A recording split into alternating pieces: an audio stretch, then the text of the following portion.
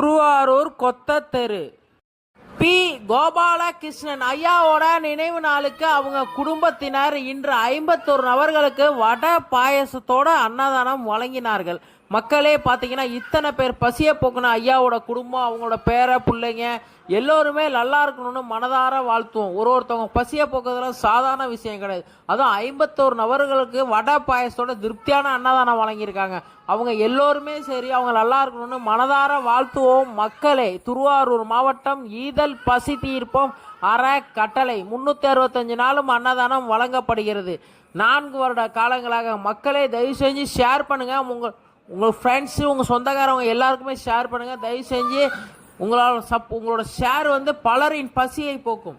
வணக்கம் தமிழ் சொந்தங்களே, மக்களே, ஈதல் பசி தீர்ப்போம் அறக்கட்டளை 365 நாளும் அன்னதானம் வழங்கப்படுகிறது. மக்களே, தயவு